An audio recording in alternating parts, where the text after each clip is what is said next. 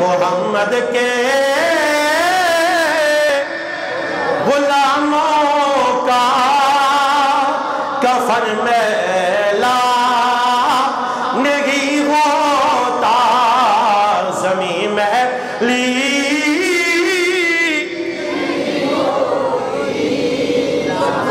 شامی بزرگ فرماتے ہیں میں حضور کی بارگاہ میں آگے بڑھا اور سوال کیا فدا کبھی و امی،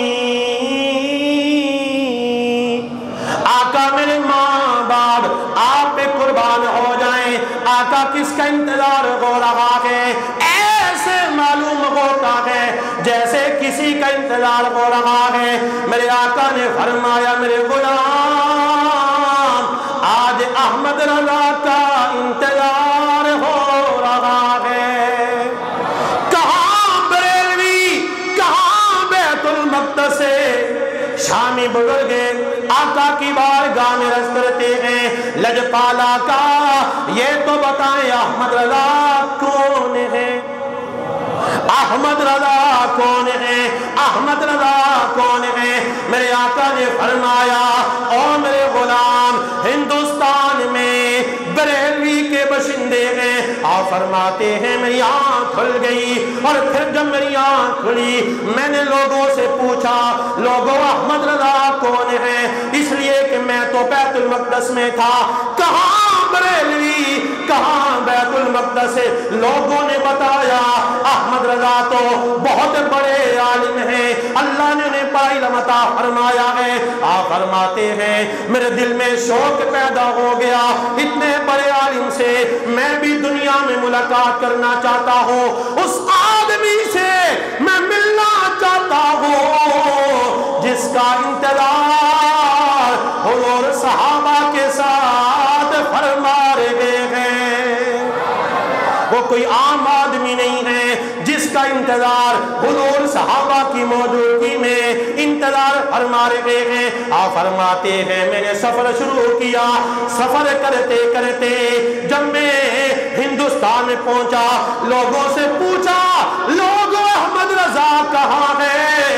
لوگوں نے جواب دیا احمد رضا تو دنیا سے جا چکے ہیں۔ اور جب میں نے تحقیق کی مجھے معلوم ہو گیا ادھر میں خواب میں حضور کو دیکھ رہا تھا،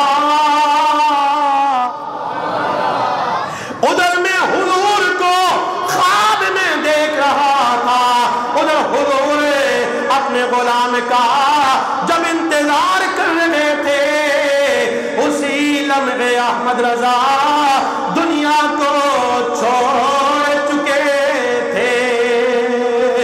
محمد کے غلاموں کا کفن میلا نہیں ہوتا زمین میلی۔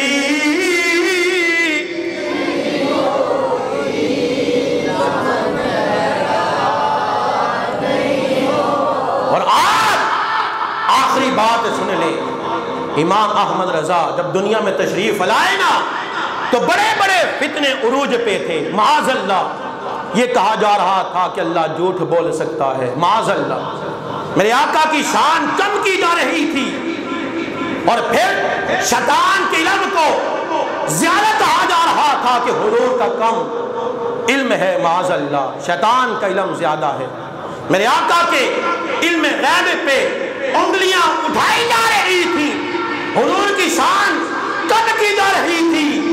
اس دوران اللہ نے ایک اپنا پیارا بندہ بھیجا جس کا نام احمد رضا تھا۔ آج اگر ہم حضور کا میلاد منا رہے ہیں، آج اگر ہم حضور کی نعتیں پڑھ رہے ہیں، آج اگر گلیاں سجا رہے ہیں، بازار سجا رہے ہیں، مارکیٹیں سجا رہے ہیں، تو اس کے پیچھے احمد رضا کا ہاتھ ہے۔ آپ نے قلم کے ساتھ دشمن کا مقابلہ کیا، کبھی کس انداز میں حضور کی تعریف کی، کبھی دشمن کو کس انداز میں جواب دیا۔ اسی لیے جہاں حضور کا ذکر ہوتا ہے وہاں احمد رضا کا بھی ذکر ہو رہا ہے۔ وما علینا الا البلاغ المبین۔